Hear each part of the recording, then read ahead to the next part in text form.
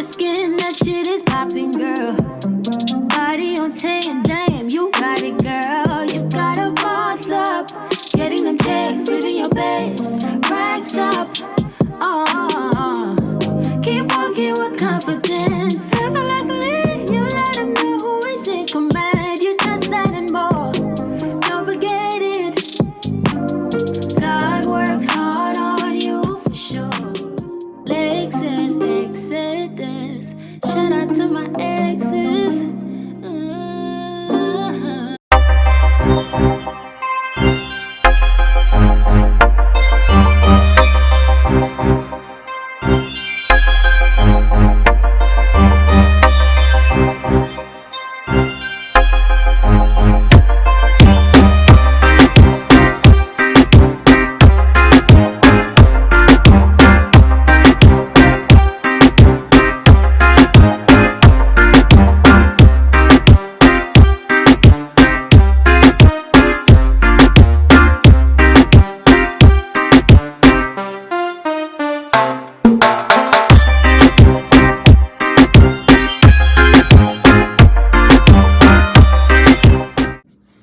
Hey, Boots, hey! It is Lexus Exodus, leader of the Black Woman Exodus.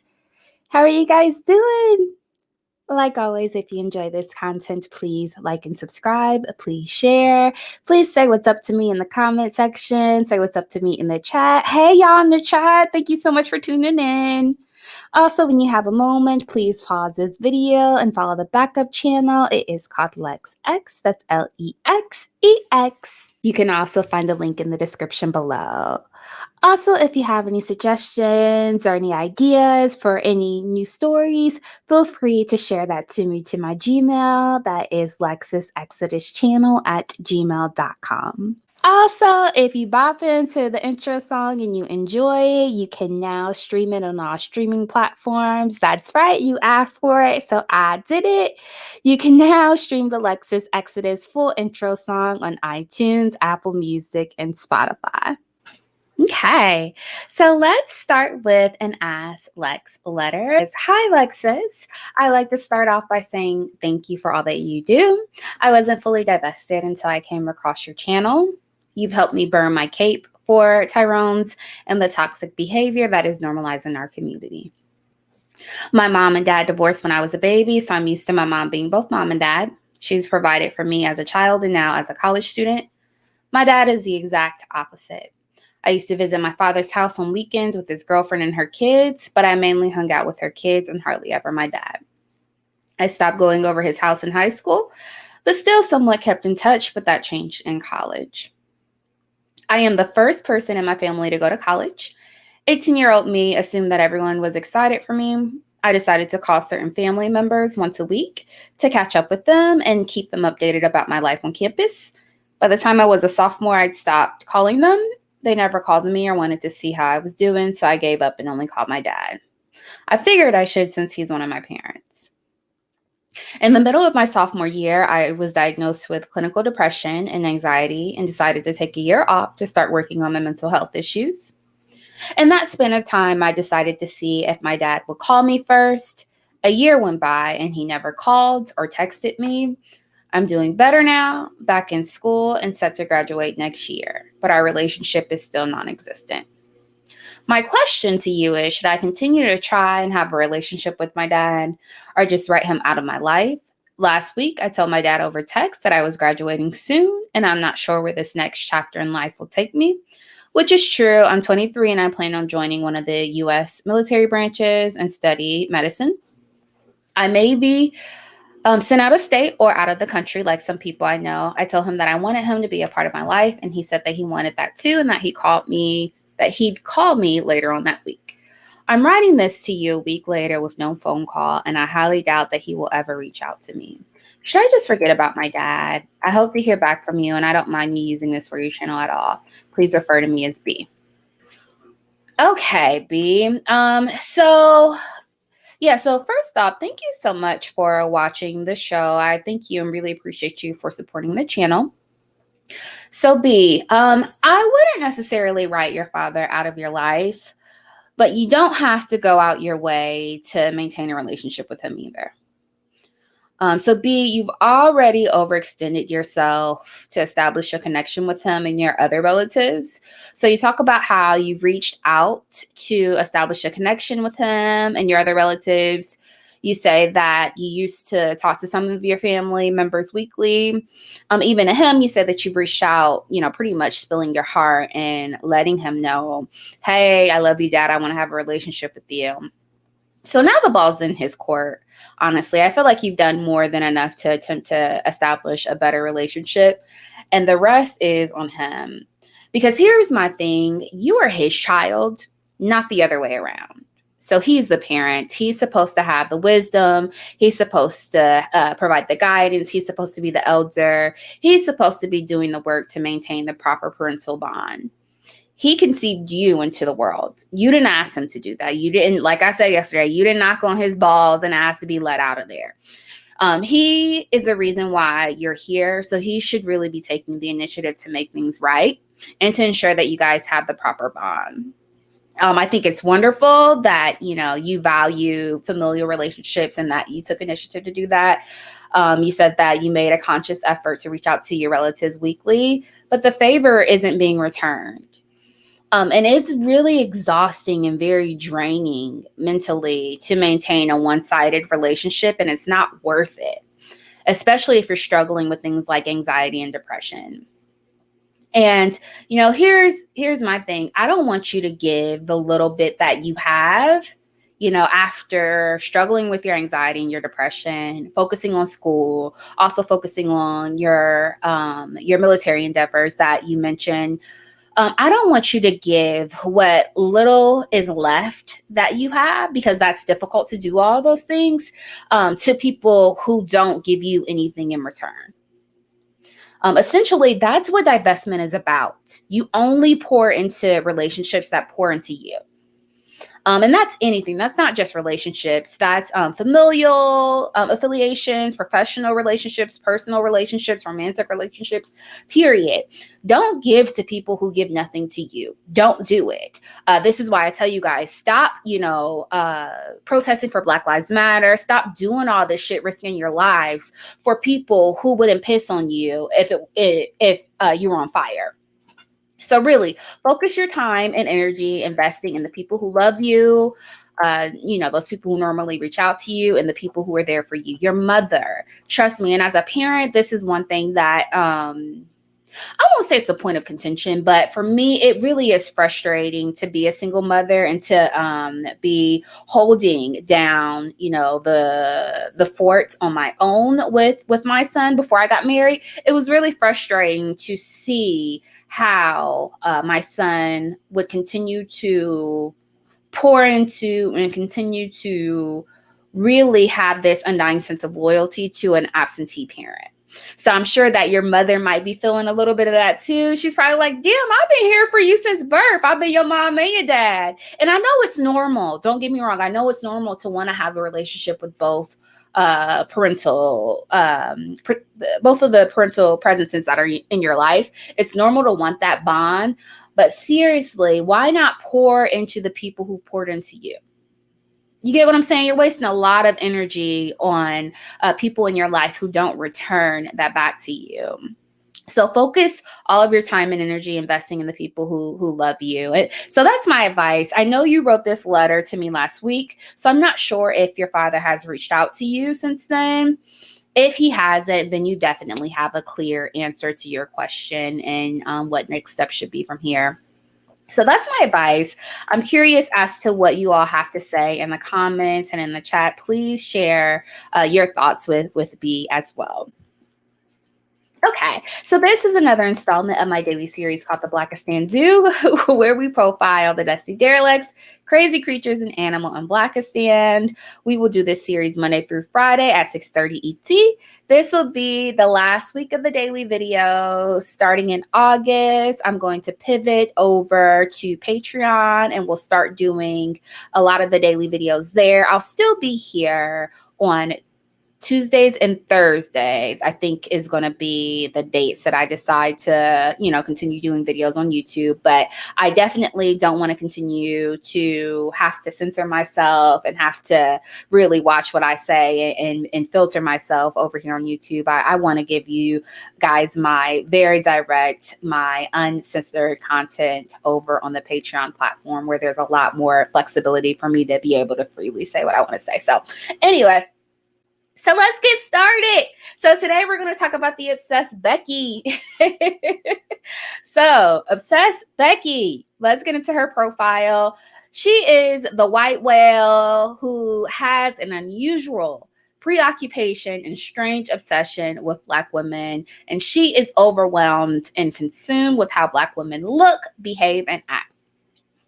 So these fools will obsess over our way of dress, the way we style our hair, how we talk, how we act, our mannerisms, and they will mimic it. And so they'll analyze us and copy us, but then denigrate and try to police how we look and what we do. So we'll be minding our businesses, we'll be shopping at Victoria's Secret, we might be at the grocery store, we might be at the gas station, minding our business, when all of a sudden an obsessed Becky will come by harassing us, So I want to get into the first example of your obsessed Becky. So this first video shows a beautiful Black woman having a good time. She's dancing, enjoying herself. And then here comes obsessed Becky ruining the vibe. So let's watch this.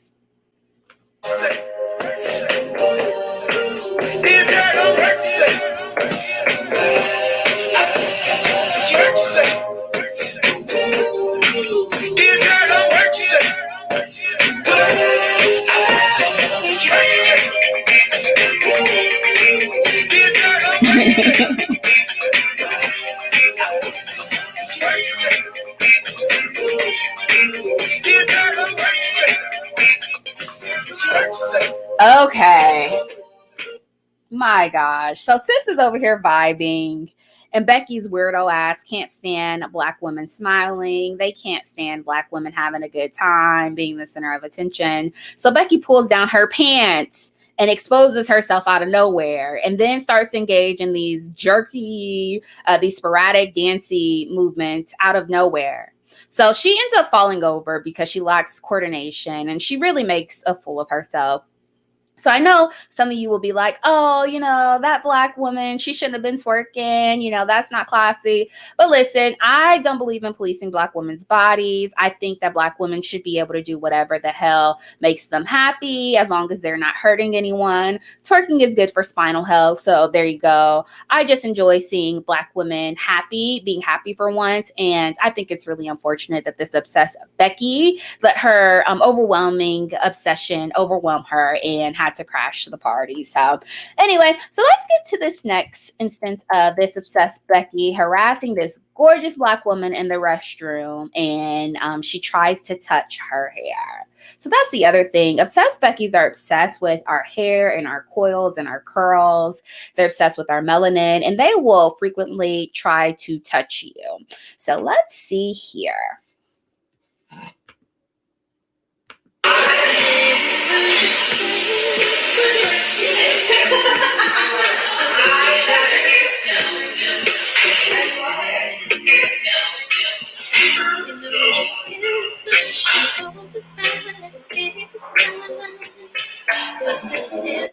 Let's watch that again.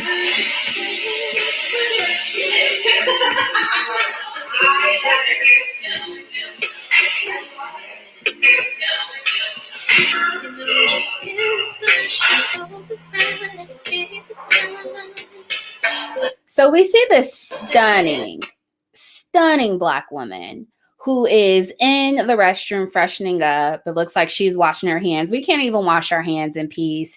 This random obsessed Becky comes up to her, asking her if her hair is hers, then tries to touch it. These bitches are crazy. I remember way back when, before I was natural, I remember going to the salon and getting a fresh relaxer and my wrap being popping. And, I remember going to class and an obsessed Becky said to me, "Oh, is that your hair? Is that yours?" And a Karen out Karen her ass and said, well, what do you mean? Is it hers? It's on her head, isn't it? And this is what I mean. This is the goofy ass shit that we have to deal with. These are the microaggressions that we have to deal with from these women. And here's my thing. Don't let them touch on you and touch your hair. Don't do it. You don't even have to respond when they ask you if your hair is yours. I was listening to a live that Paris Milan shared over the weekend. And she said, when they ask you that, you need to ask them, do you have lip fillers or is that natural? Do you get Botox to get rid of your wrinkles? Shit like that, passive aggressive shit like that. And I totally agree, because these women are so catty and so bitchy. It's like, leave us alone. Leave us alone. Why are you so obsessed with us? Okay.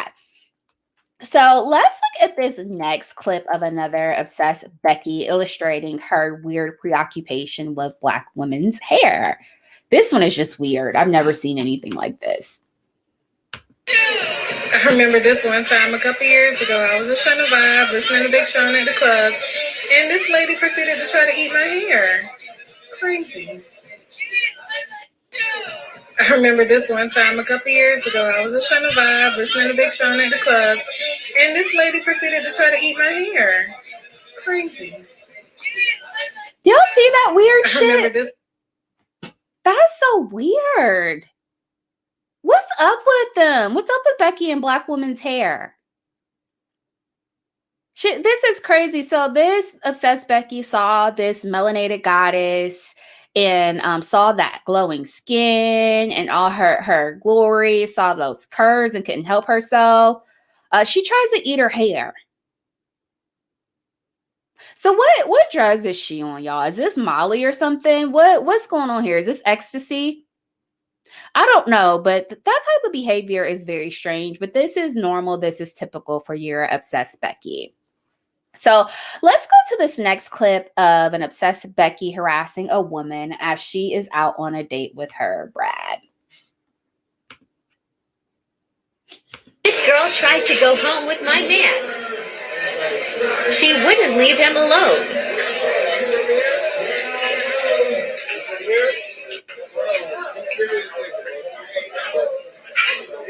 All right, he good. You can go. You can go. Bye. Bye. She would not leave. Bye. You can go. This girl tried to go home with my man. She wouldn't leave him alone. So this girl tries to approach this woman's man. She won't leave when he dismisses her. It says my boyfriend walks away from her and she wouldn't leave. Look at this. Look at this. This is so strange. This is so strange, so bizarre. And in the comments, they're talking about, I think she knows him, love. There's definitely more to the story. They're implying that this man must have been cheating on her with this Becky, but I don't agree. It's obvious. So what I think what's happening here in the comments is that they're projecting. They're so used to their Tyrones and their Dick Knox having side chicks. I think they're projecting on their situation on this woman. I don't think so. If you're an interracial dater and you're a Black woman who dates outside of your race, you'll often see this type of passive aggressiveness and this type of silly spitefulness and evilness that is projected towards you from these obsessed Beckys. I remember being in Vegas for the first time with my husband, and he simply asked the server who was a Becky. He's like, "Hey, what do you recommend?" And so this girl sits down next to my husband very close and starts to chat and flirtatiously talk about the things that she suggests that he should try on the menu. This is the shit that they do. This is the shit that they do. It's like, it's almost as if, they get upset. They get frustrated. I've heard them say, why isn't he with one of our own, especially if he's like a really, really handsome chisel type of Brad. They get really frustrated. They get really flustered. So that's what this looks like. It looks like she is giving her the side eye because she thought, of course, this man isn't with this Black woman. And she thought that she'd be able to approach this man and that there was no way that he was in a relationship with this Black girl. And then she got pissed off when he rejected her for his woman. So that's what I think happened here. Okay, so let's get to this next story that has gone viral over the weekend of a drunk, obsessed Becky telling a random Tyrone in a restaurant at the bar that he needs to check Black women and put them in their place. This is so bizarre. There's not much context to this video, but I want to share this with you guys. So let's watch this and then we will chat. Get up and decide to put these black chicks in their place.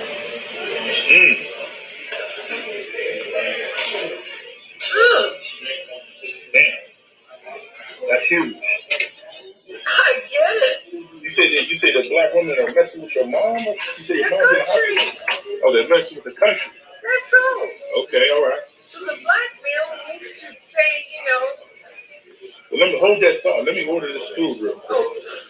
to wrestle the black female and tell her and put her in her place. Because if you don't, she's just gonna just, Right. just gonna, I don't know, she's just gonna, mess it all up. Why is the black woman gonna mess it up?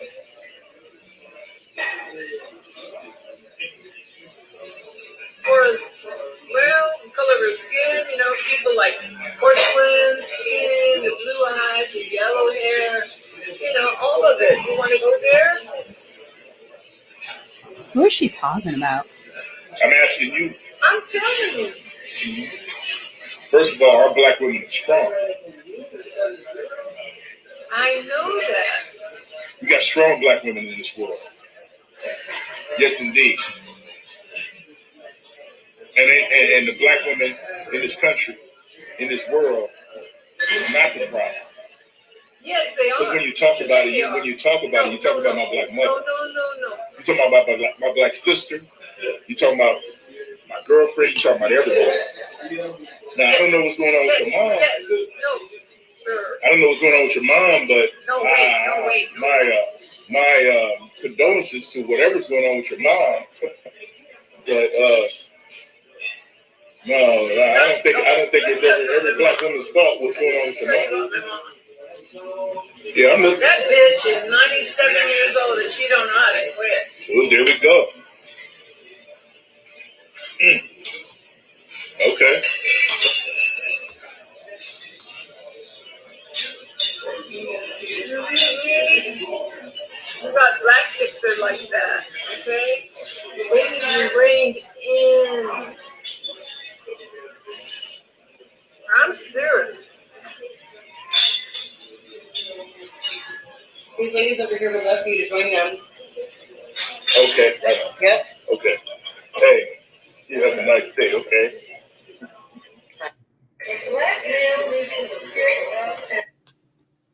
What a fucking weirdo. What a weirdo. What is this? So this lady is incoherent. She's a drunk. She's drinking martinis, which is just typically just straight vodka or gin. She's over here rambling about how black women need to be checked by Tyrones. And she's just giving her unsolicited advice and is not making any sense. She's clearly in a drunken stupor. But for me, it's like, what made this woman feel so emboldened? And why? There's no black women around. This guy is just sitting there minding his business. And that's just like me going up to a Hispanic dude random, like, the problem with your women, it's so-and-so. And he just be looking confused, like, what? It's just so crazy, though, because we really live in these women's heads rent-free. It doesn't make any sense. There's no black women around. Why are you so triggered, Becky? Leave us alone, please. We just be minding our business. Leave us alone. And surprisingly, he checks her drunk ass. He tells her, hey, Becky, watch your mouth because you're talking about my mother and my girlfriend and my sisters, and you're being disrespectful, which is a rarity. We know the overwhelming majority of Tyrones would hop at any opportunity to throw us under the bus and to badmouth us. But that's why I think this woman felt so emboldened and so comfortable to have this random conversation with this guy anyway. It's crazy, y'all. You know, like we'll have fun over here, so we'll poke fun at Becky's, but that's just a direct response and just a clap back after years of being harassed by these women who will copy our style, our swag, then turn around and disrespect us.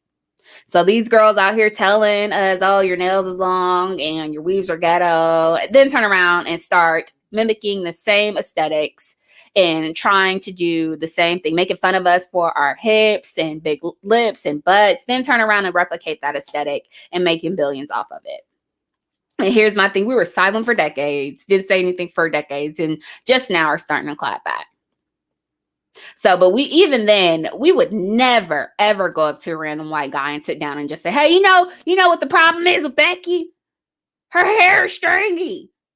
She's overweight. That's just weird. That's just weird to strike up just a random conversation with a stranger saying stuff like that. I'm not having conversations with my husband like that. But they just have this really unusual, peculiar obsession with us. It really is just weird.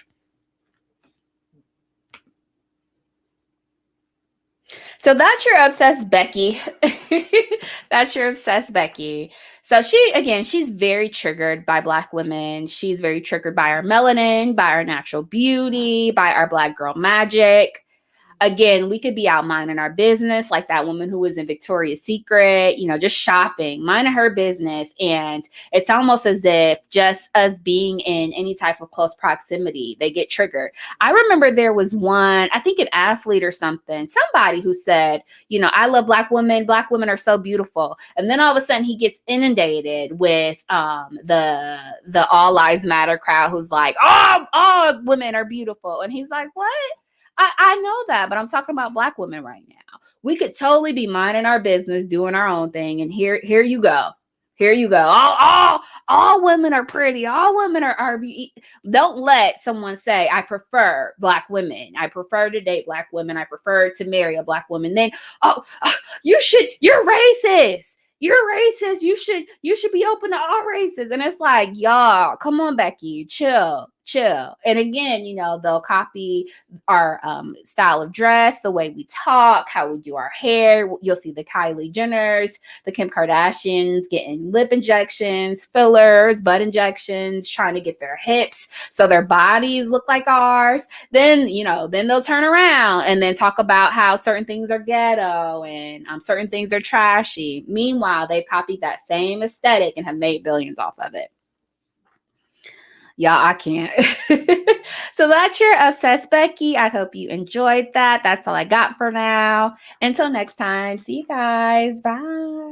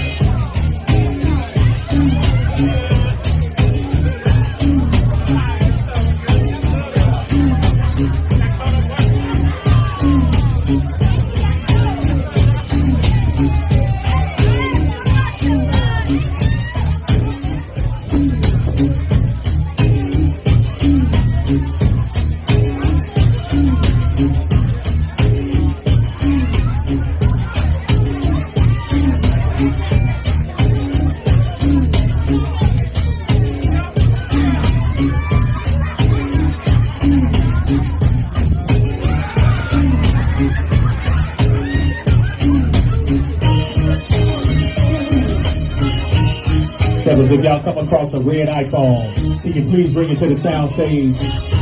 Red iPhone, appreciate it.